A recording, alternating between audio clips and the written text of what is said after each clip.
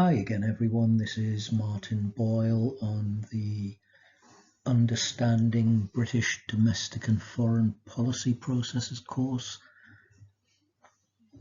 Today in this session I want to look at Parliament and the political process. So first off, let's have a look at what we're going to look at.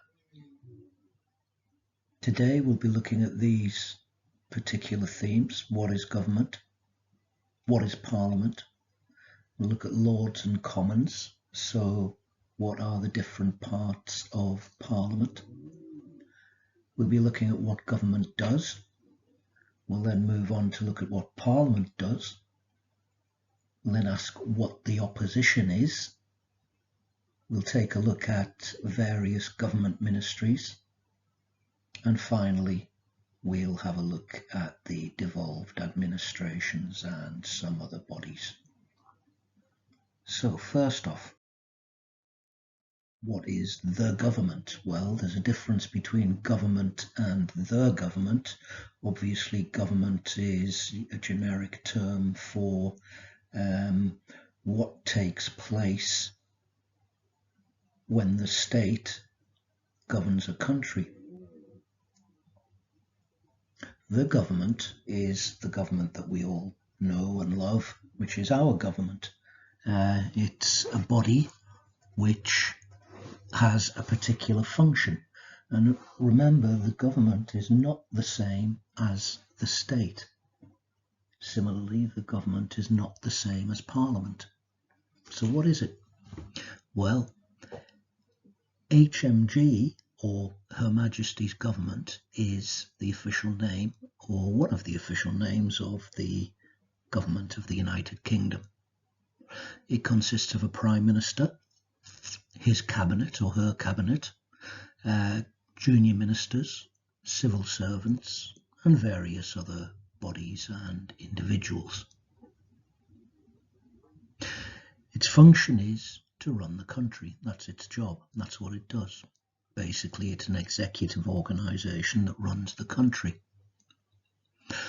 The party that wins the most seats in a general election is in office for 5 years. So we have various political parties in this country, and the party that's in power at the moment is the Conservative Party, which, as we know from previous lectures, is a Liberal party. That's Liberal with a small l, as opposed to the Liberal Democrats, which is Liberal with a large L. And remember what we said before about conservatism being a particular tendency of liberalism. Okay. The leader of the winning party is appointed Prime Minister, and he or she chooses other MPs as cabinet and junior ministers. Now, the cabinet ministers are senior ministers. The junior ministers do not necessarily sit in cabinet. They might do, but most often they don't. The cabinet is mainly made up of the high-ranking cabinet ministers, and they are responsible for departments. They are responsible for enacting government policy through ministries and departments. We'll look at some of those later. In that picture there, you can see the Cabinet Room at 10 Downing Street, which is the Prime Minister's residence. And you can see it's quite tightly packed there. It's not that big a room. And there are a lot of cabinet ministers sitting around the table doing their work with their aides and their assistants. So moving on to what Parliament is. Well, what is Parliament? There on the right you can see the parliamentary stamp or logo, the portcullis, with the crown on top of it. These are the jobs of Parliament, and this is what it does. It represents citizens' interests to government. Okay, remember, Parliament is not exactly the same as government. It approves or rejects laws or taxes. It's a good idea to hold that thought for a moment. To what extent is Parliament an executive body? Does it make laws? Does it create laws? If it doesn't, what does it do with laws? What does it do with legislation and taxes?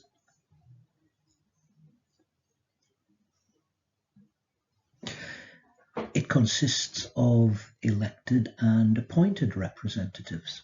This brings us to the issue that we're going to talk about in a minute, which is Lords and Commons. Which of these are elected and which of them are appointed?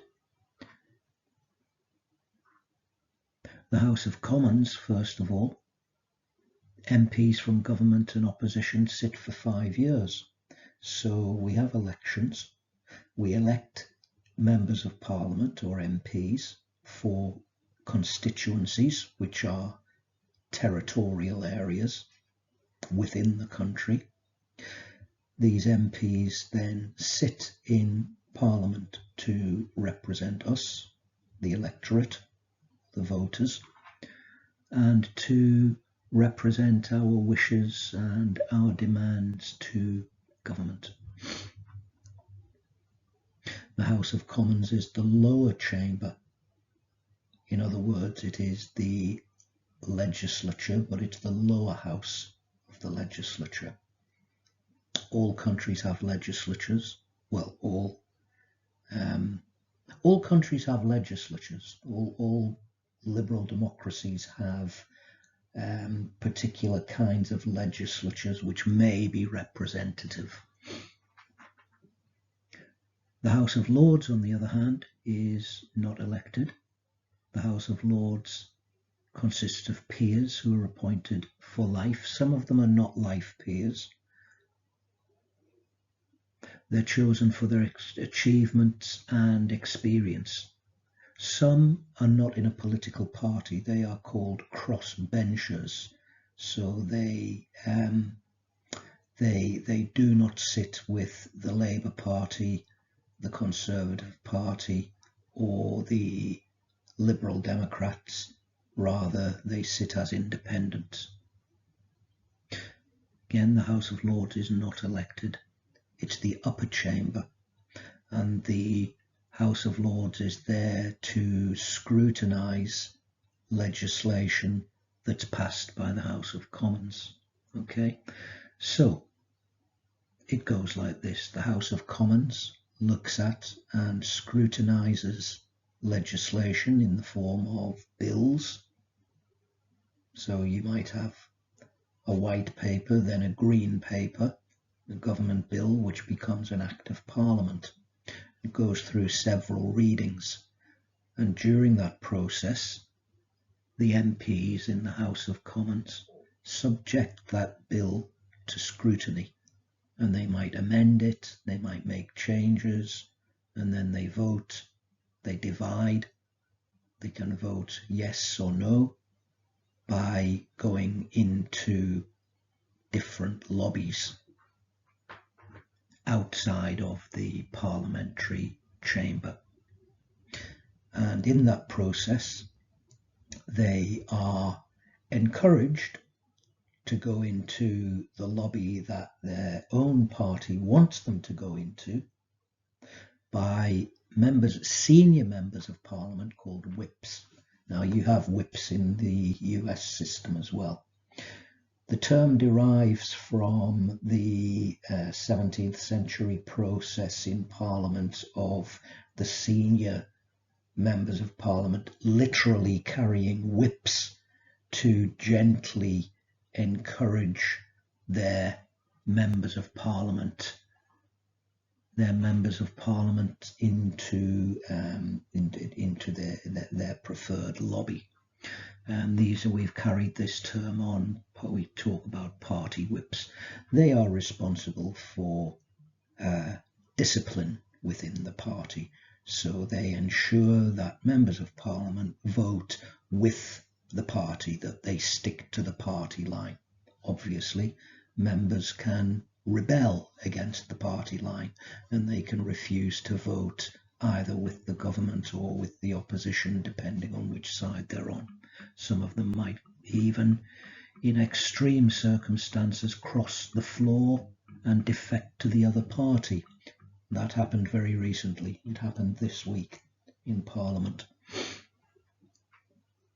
So once the House of Commons have scrutinised the relevant legislation that they're looking at, they send it to the House of Lords. And the House of Lords in turn scrutinise it again. They may pass it, they may send it back to the Commons and say, no, we cannot pass this, you must look at it again and amend it. The Commons might look at it again, they might amend it and then send it back. But under recent constitutional changes, actually under the 1999 constitutional changes, Tony Blair ensured that the Lords in the final analysis could not overrule the House of Commons. He relied on an earlier act from the 1940s called the Parliament Act, which said that the House of Commons had primacy over the House of Lords. But you still get disagreements between the Lords and the Commons, and the Lords can delay legislation if they disagree with it. And sometimes they really do cause problems for the House of Commons by delaying legislation. But in the final analysis, they are not allowed to block legislation indefinitely.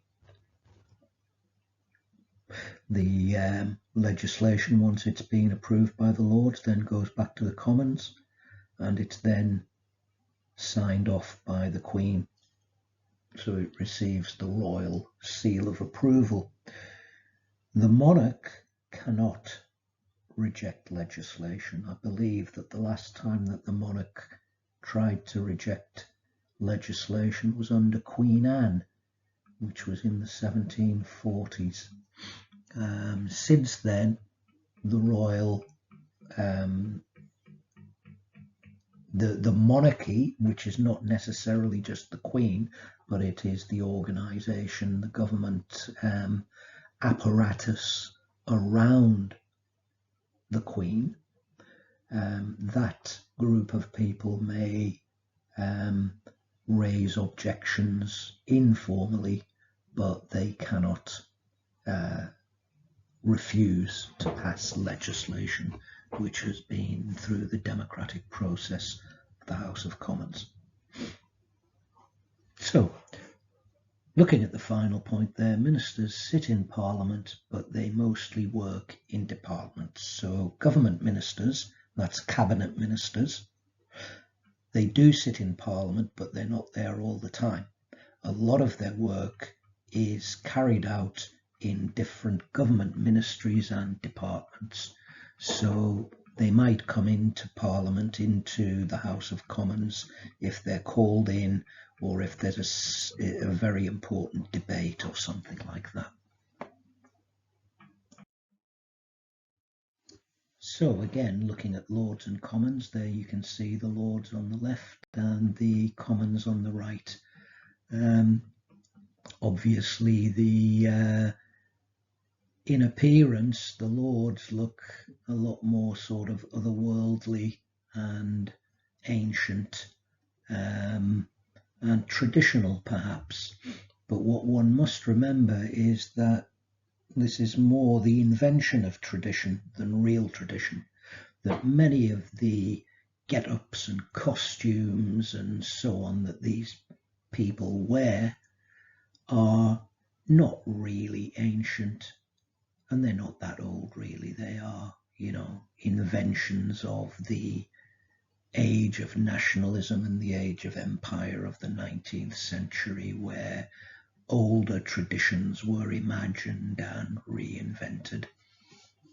Of course, men did wear wigs like that. Some men wore wigs like that in the 17th century, the late 17th century.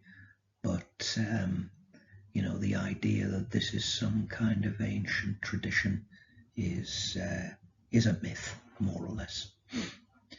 The House of Commons on the right, is much less formal. They do have formal rules of behaviour. They must address each other in the right way.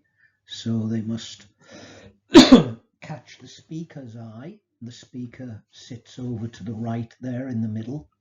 They must catch his eye if they want to speak. They'll then be invited to speak. The microphone will drop down from the ceiling and they'll stand up and they will address either the speaker or they will address their counterpart on the other side of the house. And they must address their counterpart politely.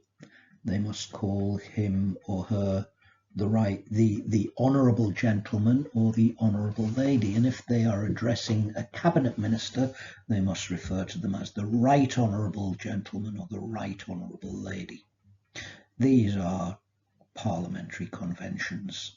And if anyone breaches parliamentary protocol by using unparliamentary language, they may be reprimanded or they may be excluded from Parliament. So, for example, you may not say that someone is lying.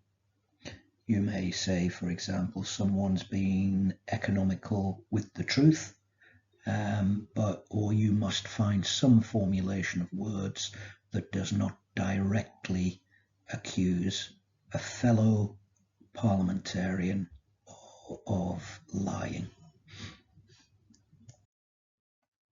So what does the government do? Okay, so going back to government overall, or the government, which is our government, to the day-to-day running of the country, its taxation, public spending, policy creation, policy enactment, public services, the running of public services. Interestingly, the UK's energy supply, it is ultimately responsible for the UK's energy supply because it's in the national interest, and of course foreign relations, that's relations with other countries. And there on the right you can see the government logo, which is written actually in French, and it's not just any old French, it's medieval French. Okay, so at the top in the middle it says "On y soit qui mal y pense," which means dishonor on him who thinks bad of it, or disgrace on him who thinks bad of it, or evil of it. And at the bottom, Dieu est mon droit is God and my right. So you've got quite powerful language there, which fits with the idea of the government.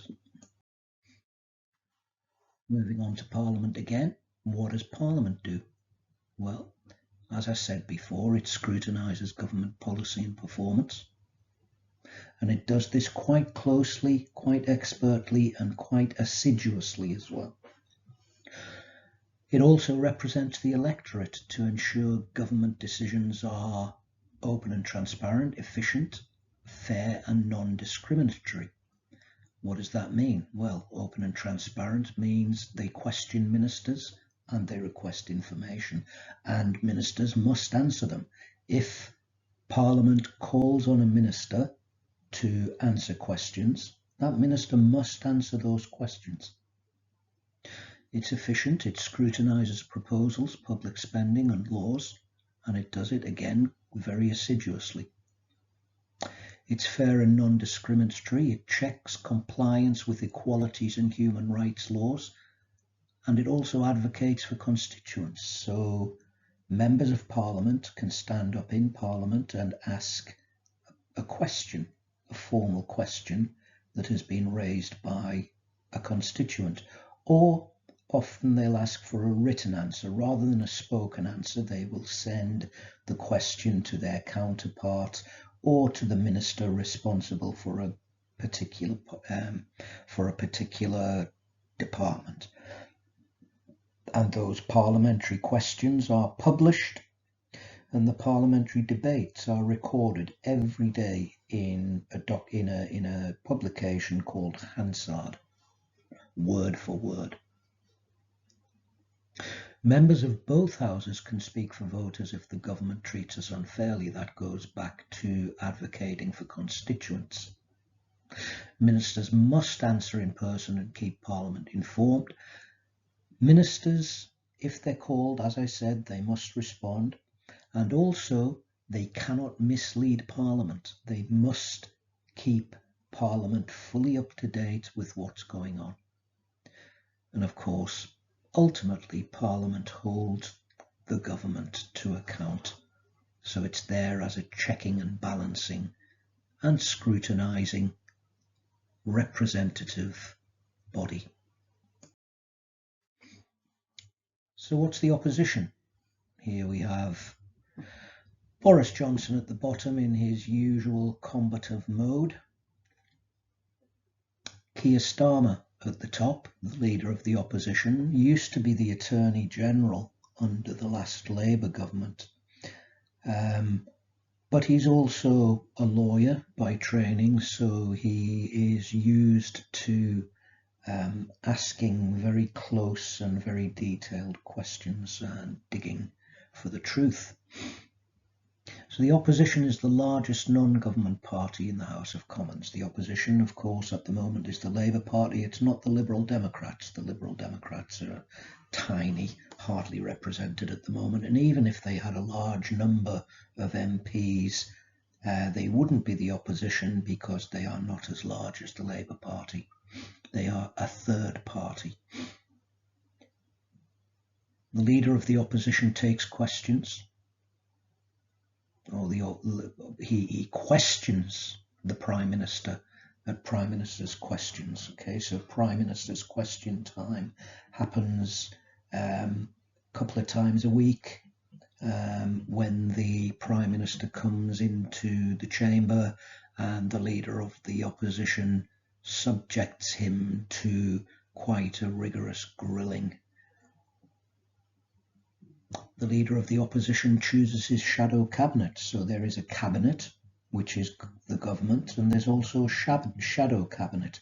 So for every government minister, there's an equivalent in the opposition, but they do not pass legislation. They are not the government. They merely are the opposite number for the ministers who are in government.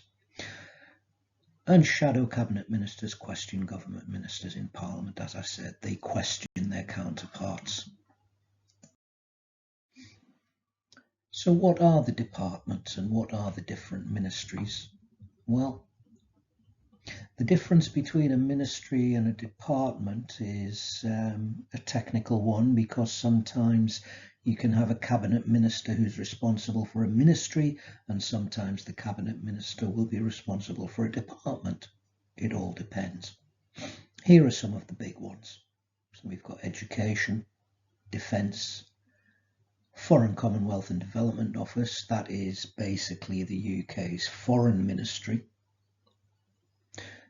There's health and social care, the Home Office, which is the UK's interior ministry, Department for Work and Pensions, which deals with social security, the Treasury, which is the ministry that holds the purse strings, Department for International Trade, very important in Britain's liberal tradition. Trade is very important, and trade responsibility for what used to be diplomacy is now, in many cases with the Department for International Trade.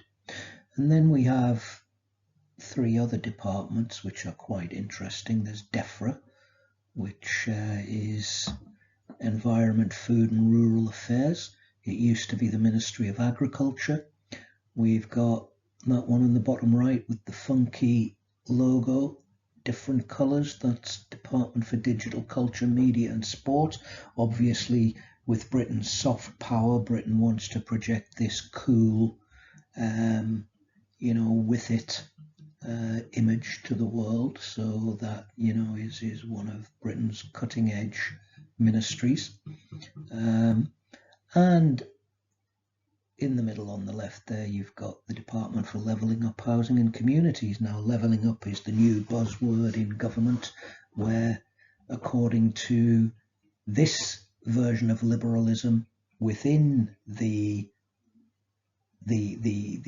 overarching ideology, the dominant ideology of liberalism, it's moved towards a more equitable and equal side of the spectrum. So moving away from the French revolutionary ideal of liberty and freedom towards equality and equity. So trying to balance out perhaps what was, a swing towards the individual freedom end of the spectrum in the past. And one of the communities is another buzzword that you'll hear a lot in political discourse at the moment. But housing is very important because there's a housing crisis in the UK at the moment. Devolution is crucial to understanding the United Kingdom and the difference between the UK, Britain, England and the other nations. Britain is not, or the United Kingdom is not a federal state, so it's not like the United States. It's not a unified, centralized state either. It's kind of a mishmash of both. And what this involves is the concept of devolution. So devolution involves what we call devolving or sending out powers to organizations below the level of the state. So you can devolve administrative duties, you can devolve local responsibilities, you can devolve any kind of job or work to someone in your team if you're a manager, or you can spread it around the country if you are the government. And some of the devolved administrations, the three main ones are the individual governments in the other nations in the United Kingdom. So there's the Northern Ireland Assembly, there's the Scottish Parliament, and there's the Welsh Government.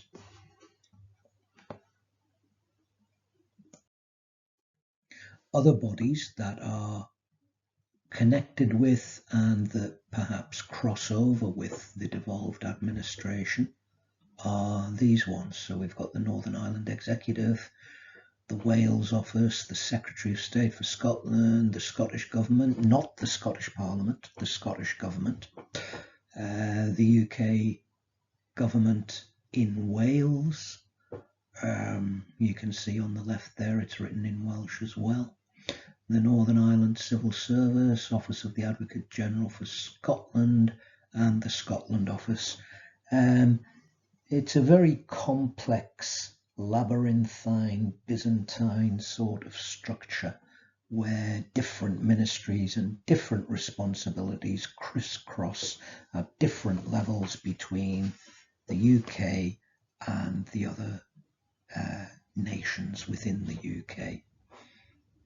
So for an ideology like liberalism, as it's been practiced in the UK since the early 1980s, you would think that this would be very, very heavy-handed government and a lot of different layers of government.